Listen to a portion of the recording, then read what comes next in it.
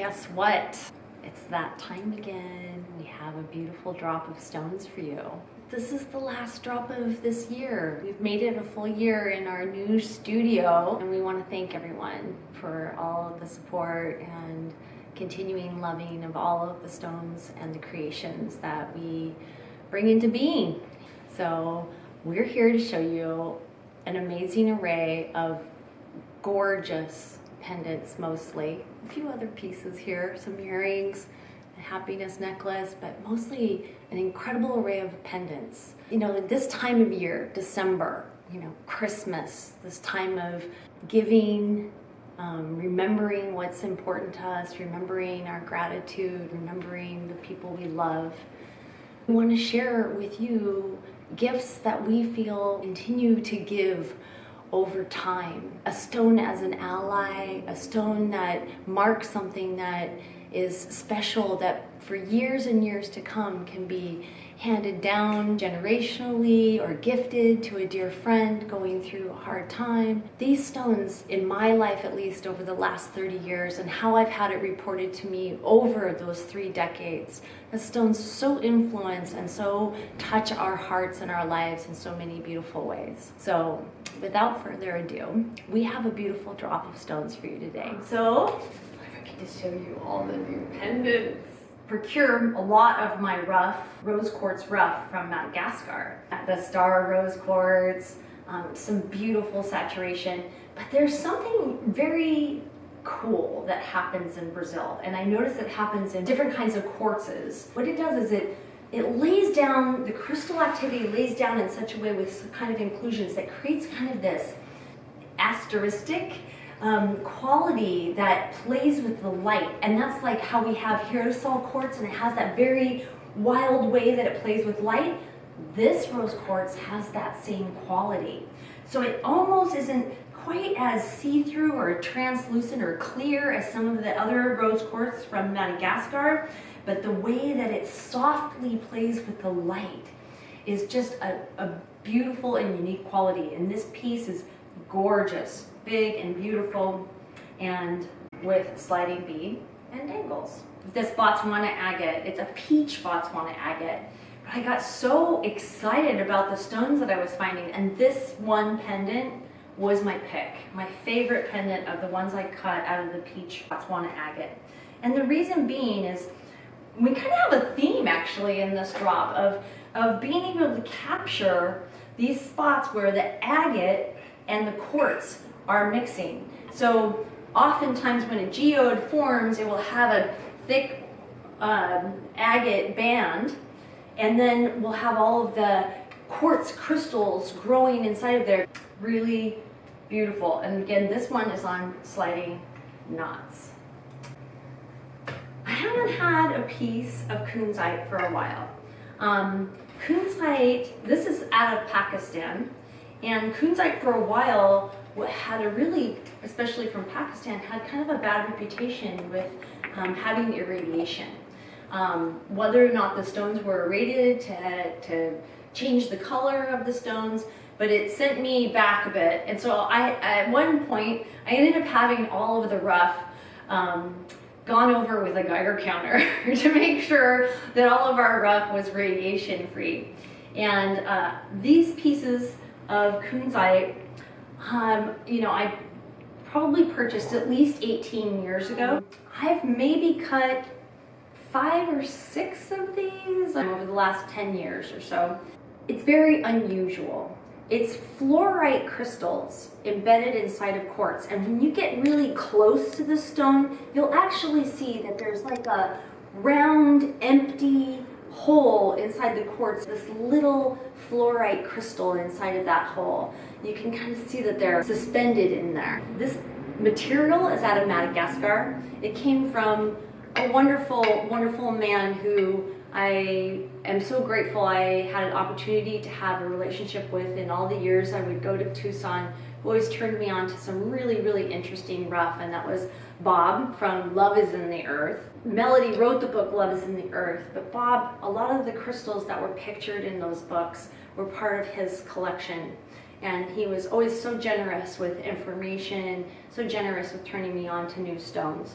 And so I really am incredibly grateful for that over the couple of decades that I've known him, maybe even longer actually. So again, you can see incredibly, incredibly clear quartz with these fine fluorite crystals in it. And you also see this other little inclusion here, but what this really is this small marking on the back of the stone that we chose to keep in there to protect the fluorite crystals itself.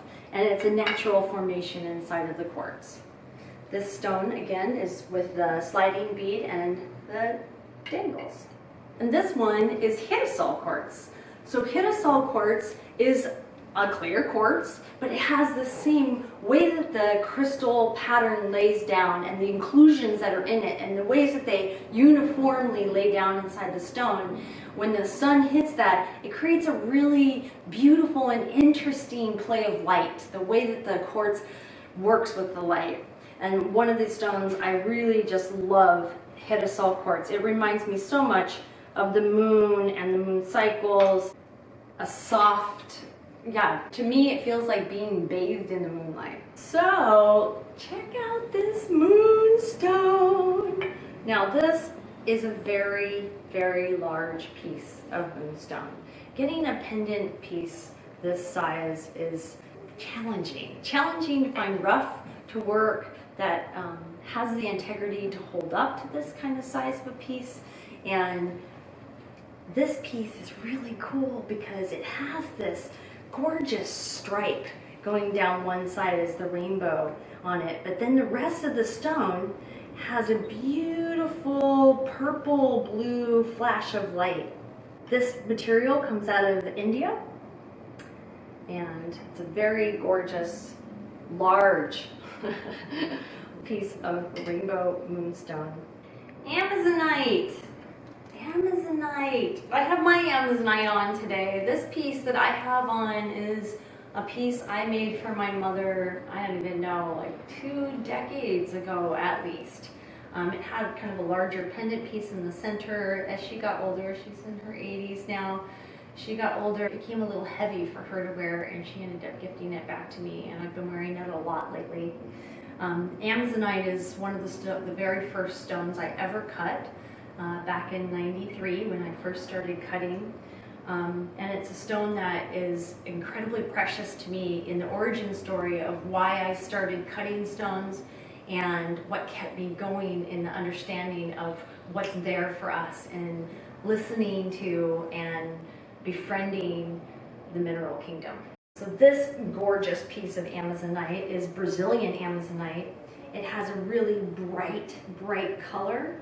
Lots of the white going on around in it also. A fan shape with sliding knots for length. This stone is something we've probably never heard of before. Commonly with cutters, it's called Gary Green, and that's kind of the nickname for it. Oftentimes it's called Larsenite. The one who this is named after is Gary Larson, an old rock hound who had the pleasure of meeting a number of times at the Quartzite Gem and Mineral Show. He was definitely an old rock hound character, and I'm super grateful that I had the opportunity to meet him. It is really an incredible jasper. The color, the striations, and all of the different pictures that are created with this type of jasper. It's got places where it's abrasiated, and what that means is like you have these lines, you can see the lines that are formed on this jasper, and at some point inside of its evolution it would break and then it would reform together. So you have these patterns where it's an abrupt break and a change in direction or a change in color that it's that over long periods of time that it's healed back together where you can't even tell that it ever abrasiated, that it ever broke and then reformed. This piece I got mixed here with some gorgeous California blue jade, and it's also with a sliding bead and dangles. This comes from right on the border of Oregon and Nevada in the McDermott region. Another stone from Australia that is not as well known as chrysoprase, but really unusual in the mineral kingdom.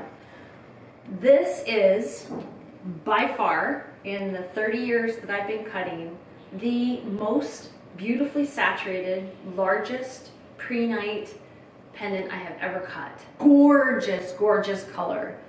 Prehnite can range anywhere from kind of a very, very light yellow to a very mint green, where if it's not up against something white, it's even kind of hard to tell that it is green because it's a very, very light tinged color. It can also come from Pakistan and this bitoroidal formation in Afghanistan. But this is really high quality yellow prehnite from Australia that is not nearly as well known and definitely a lot more rare. The color is phenomenal. This piece also has a sliding bead with 2 bead dangles. Sugilite.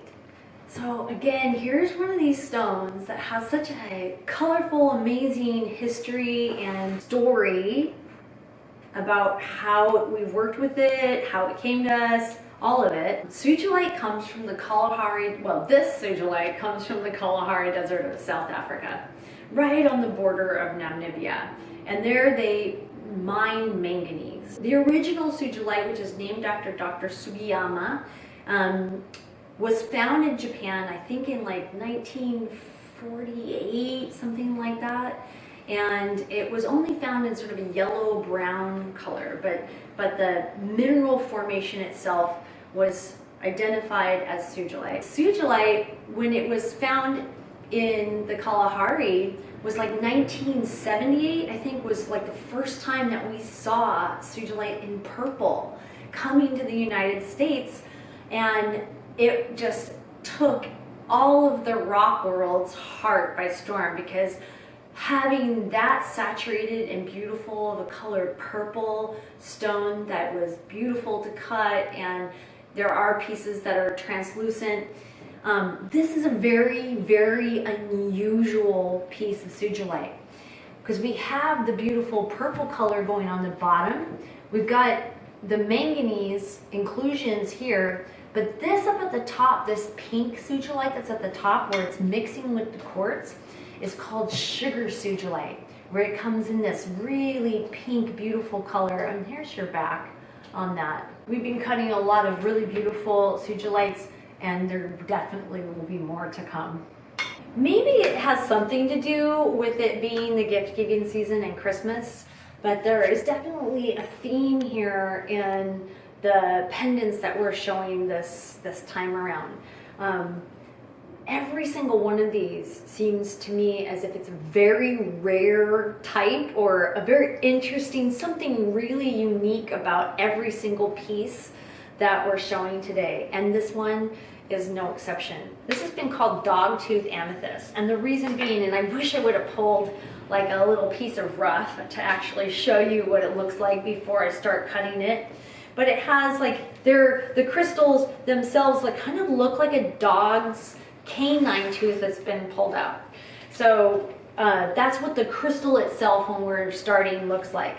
So I've kind of almost kept the same kind of shape as the crystal itself, just rounded on the bottom. It oftentimes will go to clear on one side, so I've only kept the part that still holds a hint of the amethyst.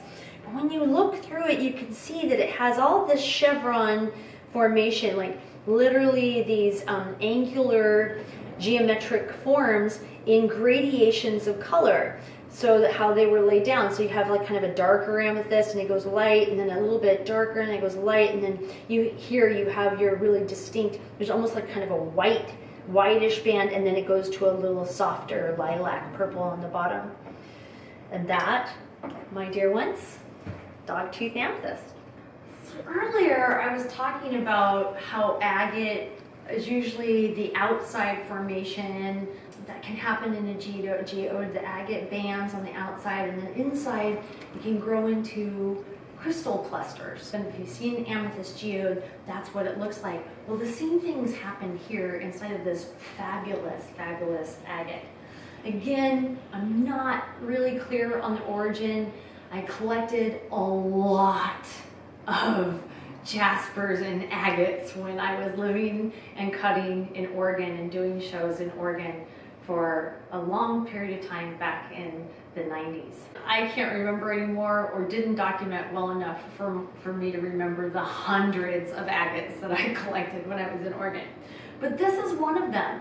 And what's really cool is you can see, here's your agate formation, and you can see it a little bit better on the back side, or there's no really any front or back to this. But again, here's your agate, and then here's the quartz crystal that's growing up, and there might have been points that occurred on this inside of the geode itself, but on the pieces that I had, there were no like druzy formations there. But I've matched this with really, really beautiful opals. So when the light catches these stones just right, you will see pin fires of color just popping out of all of these beads that are accompanying this piece. A little citrine here, but we've got some Oregon opal and some Mexican opal here, jelly opal. So it's kind of like a fun Easter egg hunt when you see that they're just beads, and then all of a sudden the light hits them and it's like beautiful pinpoints of gorgeous color. Citrine. This is Brazilian citrine. And citrine in larger pieces has been hard for me to find really good quality, nice, fun, beautiful, rough to cut in larger pieces of citrine. And saturation, good color and saturation. This is material out of Brazil. It's a little lighter in color, but you can see how beautifully, because of the inclusions in it, how beautifully it's capturing the light and reflecting the light back out. Gorgeous shape. It's got a kind of a bulbous shape to it, so it's got a nice curvature. It's a little flatter. This piece maybe is a little more tending towards having a front and the back, because it's a little flatter on the back and a little more rounded and bulbous on the front. Might look small. I think maybe one of the smallest pendants that we're showing this time around, but incredibly unusual. Papaya quartz from Madagascar. And what makes this particular papaya quartz, which is a nickname, is the papaya quartz because obviously the color, look at how gorgeous and juicy that color is. But it's hematoid inclusions, hematoid inclusions inside of a quartz. And this particular piece, there's a really cool phenomena that happened where there's a quartz crystal formation running through the hematoid formation. So when this is in rough, it actually looks like a quartz crystal. So when I buy this, they're smaller than this, but it's actually in a crystal formation like this. And this particular piece is a cross section cut like this on this stone. I don't know if that's translating. It's a cross section. And what happened in doing that, in cutting through this way, I uncovered that there's actually another quartz crystal running through, that's clear, that's running through the hematoid quartz portion of this stone. And in the earrings, it's really pronounced. So this pendant has also a pair of earrings that could go with it that has a really, really interesting and cool formation of the hematoid and the quartz crystal combined. So hematoid quartz from Madagascar. In my cutting world and in my spiritual life, rainbow obsidian has held a really dear space for me in my heart. It's been a stone that is so mesmerizing to see the colors and the formations and everything that can happen. It's just magical, absolutely magical. This material came out of Mexico. This particular piece has a very light, almost like magical, mystical banding of anywhere from